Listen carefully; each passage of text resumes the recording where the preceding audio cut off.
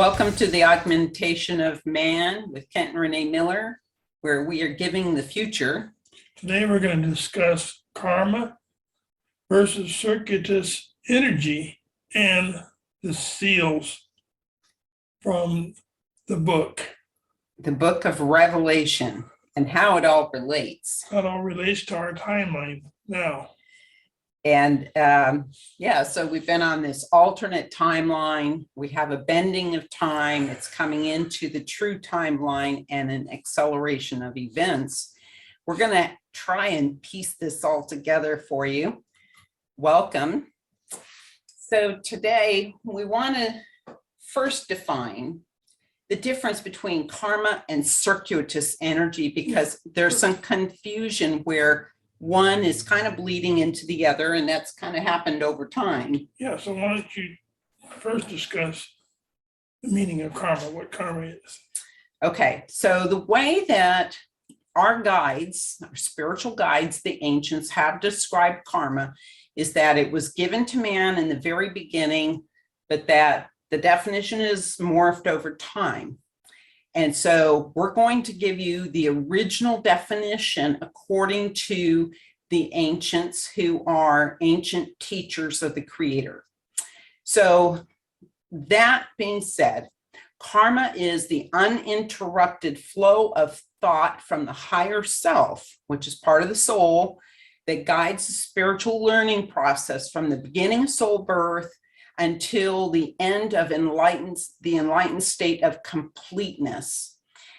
It is corrected as needed. So those thoughts are corrected as needed to bring a deeper level of understanding.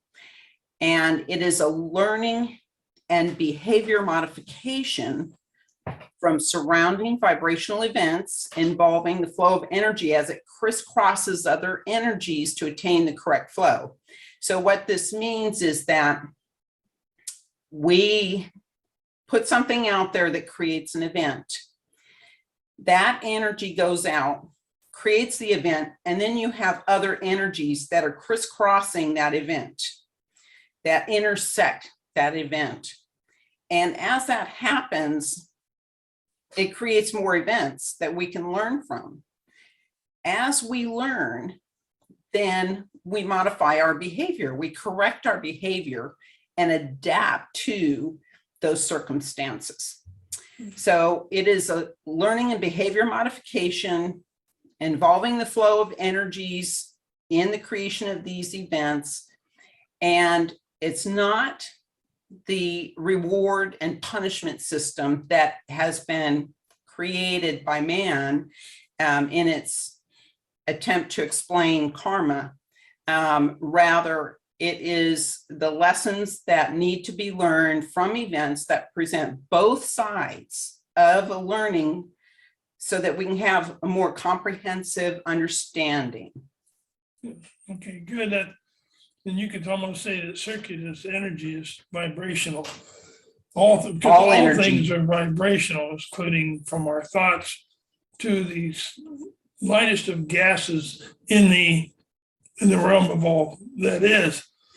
And our thoughts, are talking about just our thoughts that are vibrational, they're aligned to the levels of our understanding. So it depends on our vibration and our level of understanding. So with that, we seek to understand the vibrational events in our lives. So we are learning about the different types of vibration, how they reflect upon the event and reflect upon our lives as we continue and go. And accordingly, we get those that are in alignment will get an attunement in their vibrational levels. So we raise our vibration ever so slightly. I mean, it's minuscule. With each event. Because there are so many events that we have to learn. Mm-hmm. Only when we learn do we get a slight, very so slight increase. And if we're deflecting and we're not learning, we're shifting blame onto someone else, Right. Then we're not learning and we're not raising our vibration. Right.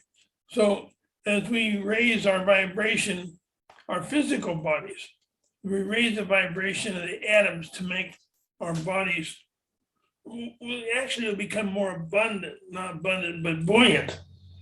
As time goes on, we'll see this, and our level of understanding and comprehension will increase, even though, but we will not be given more vibration than we can understand.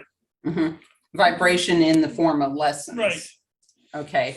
And so, and we have to be a vibrational fit to where we are incarnating. And then otherwise, the events on another planet will be different at a higher level of vibration than we're capable of understanding.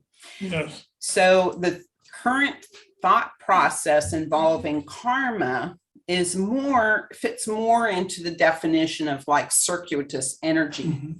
And so what circuitous energy is that energy that we put out into the environment, and it makes its way around and makes it turn back toward us, or comes back to its point of origin. So think of it like the circuitry, the electrical circuitry in your home and how it travels around your home. It comes back to its point of origin. So you can put something out there, like say you have a goal, and the more effort you put out there to making that goal achievable, the more likely it's going to come to fruition. Likewise, say I say something that someone else finds offensive, and then they react to it, that energy is returned to me. So what I put out there is coming back to me, and it may not be something that I really like. So then it becomes more of a lesson. But you'll learn. You learn. You Don't say learn that. So that's circuitous energy. So karma is really dictated by the higher self. They're pathways for learning that encompasses both sides of the lesson. For example, you may experience poverty, and then you're going to experience wealth, and it may be in one lifetime, but it may be in different lifetimes. You'll experience health, and you'll experience sickness. So that gives you a more complete understanding of that lesson. Yeah, we've discussed this before, about the learning process, learning health and wealth and etc. So you understand that if you're wealthy now, you probably won't be wealthy in your next life, or you may not be wealthy even in the end of this life. Wealth is a parameter which you may not understand. You cannot put 100,000, $1 billion in the bank of heaven, if you want to call it heaven, or in the bank of the cosmos. There is no place like that. So having wealth or having health may only be a symptom of what you are to learn. And really, you can have wealth and still be learning your lessons. Yeah. Or you can be But there's not that not learning your lessons right. and be wealthy. Not that many to do it. So karma is an individual thing, but it also is a collective. And what I mean by that is society will make choices for its locality that affect the entirety of that society. And a perfect example of that would be when we go to the voting polls and we vote for our leaders. And so what we're doing is collectively, we are determining a learning path to be learned by the direction and the events created by those leaders. Nothing is happenstance. We create our own path. The majority, I'll put it that way, creates their own path.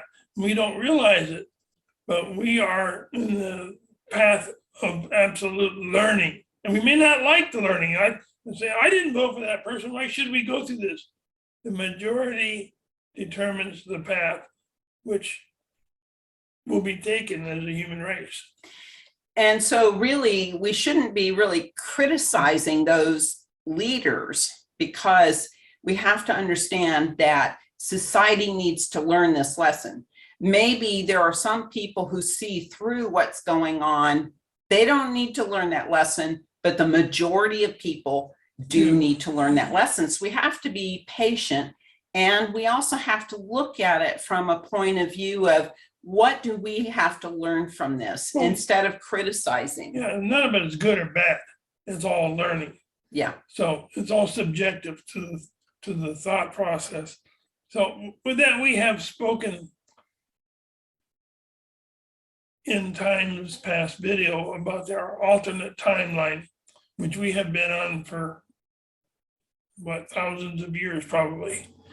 So certain learning has to be accomplished in this given cycle, that we went off the original timeline that humanity was supposed to be on, and we chose a different timeline. Now, these timelines are associated with certain learning. Yes, and what I've learned, that there are, from the Lakota, there is the Black Road and the Red Road.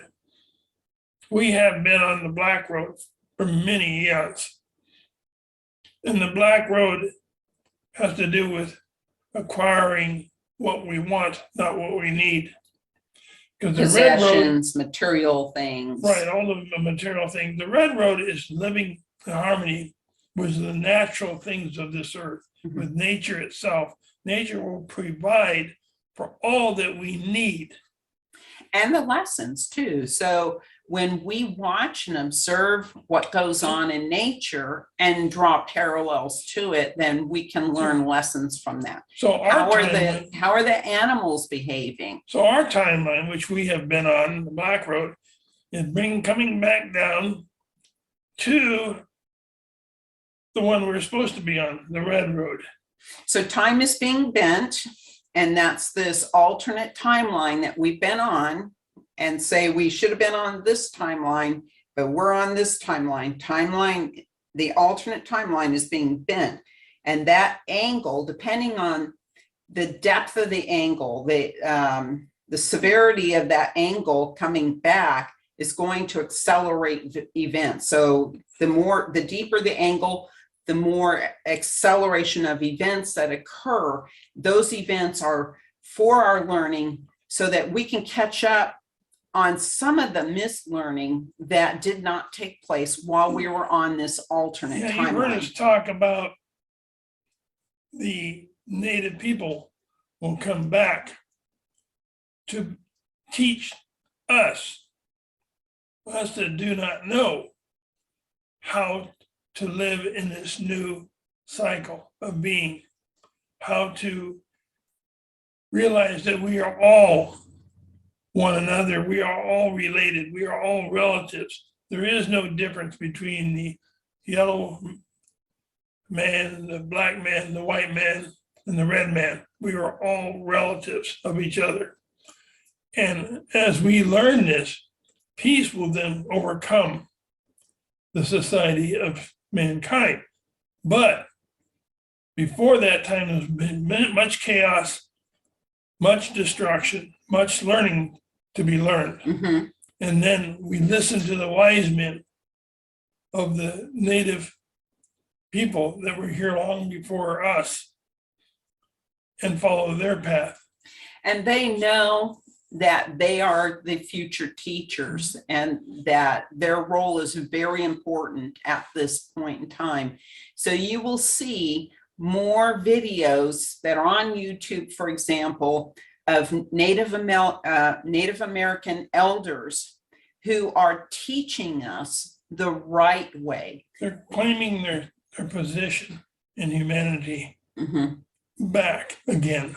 And we recommend that you get on YouTube and you start searching for these Native American elders, because they have a wealth of information and they teach at such a level that is very simple but very profound. It's not necessarily a wealth of information. It's a wealth of information that brings us peace and harmony within the earth structure. So they're going to be the teachers to bring us back into alignment with how we should be interacting with this Mother Earth. So again, we have to connect ourselves be prepared for a chaotic events coming, but we'll come back unto the red road to have learning and peace. And so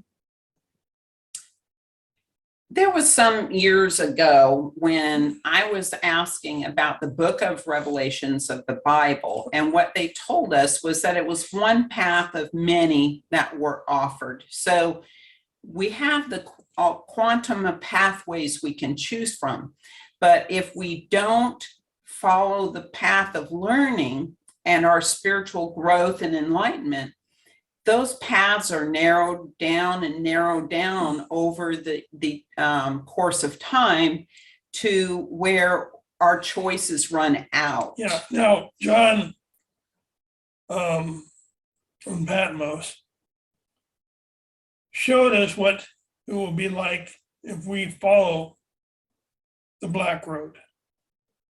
If we follow continuously the black road, he will show us what we have to go through. And so we're actually here at this point in time where we've cornered ourselves and we've run out of choices. And so the seals that are mentioned in the book of Revelation have been opened. The 7 seals. And we recommend that you do your own research. We're not going to go into what it is or what it means, but we recommend that you get your hands on a book, a Bible, and look at the last chapter, which is the book of Revelation. What I suggest, instead of going to someone and say, what does this mean? I want you to go into the quietness of yourself and ask, show me the meaning of these openings, of these seals. Show me what I have to know to be part of what is coming.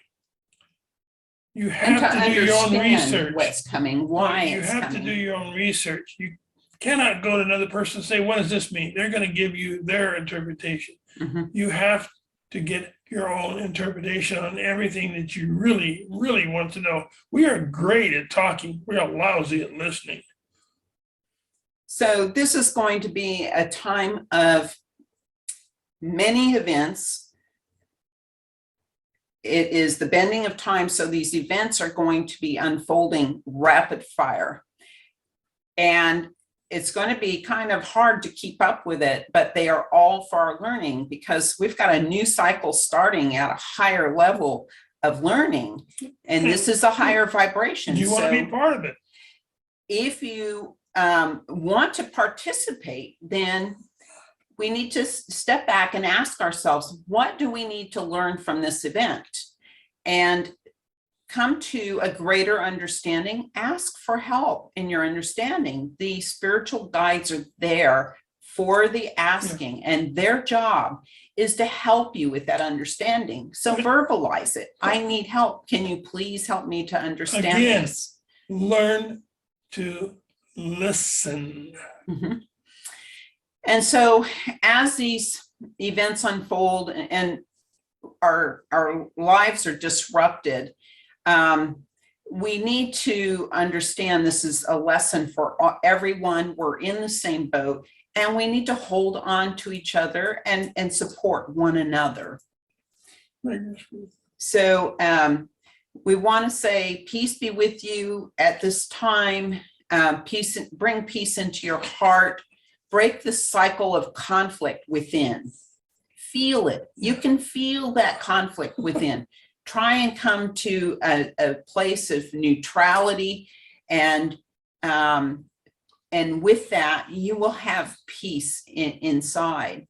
And in that space, as opposed to the conflict phase where you feel conflict within and it feels uncomfortable, when you are in a place of neutrality and peace, this is where the messages come in from your spiritual guidance. This is where you can find clarity in what is happening. This is when you will learn. Unfortunately, peace doesn't stay with us. we go back into the old paradigm. So when you are given understanding for a short period, when you listen and get that short period of understanding, write it down. If you have to, go back to it, because we will go back to our old paradigm of not listening. Mhm. And if you can hear spiritual communication, which is very difficult right now because of all the atmospheric changes that are bringing changes to Particles. Earth, the atmospheric disturbance that we talked about earlier, go back and look at our past video on the crossover. And this makes it difficult for telepathic communication because that travels in the atmosphere. You make any disturbance within that field, then there's going to be disturbance in the communication. So those of you who can hear spiritual communication, if you're wondering why you haven't been getting it lately, or if it's been sparse, it's because of these changes in the atmosphere. Once these things settle down, that communication is going to be improved, and it's going to be a lot better. It's like I tell people, well, you spend time in prayer and 2 or 3 times, maybe a day, or once a day, or couple times a week. How much time do you spend in listening for the answer? With that, I'll say thanks for joining us. And peace be with you on your journey to enlightenment. I do want to make one plug before Christmas. We can't offer these any cheaper than they already are, but these lessons and more are found within the Augmentation of Man series. This is a study in Renaissance, and this one is the acquiescence of humanity. So a study in Renaissance is more about the karmic lessons, and this acquiescence of humanity is more about how humanity came to be on Earth and our history with extraterrestrial beings, and where the Earth is going, where are all these changes that have been predicted, where they're taking us. You can see these are not small books. For the price, you get a lot of reading material. I think they're $14.88 each. So Amazon had a price increase earlier this year, and so that's the bare bones price. We're into. We're not into it. We're in inflation. Yeah, but we're not into it for the money making. We want to get the information out there to you. Yeah. So thank you for joining us. Do hit the like button and share. If you find this valuable information, please share it. And we thank you for that. Take care. Have a wonderful Christmas and holiday. Yeah. Merry Christmas. Bye-bye now.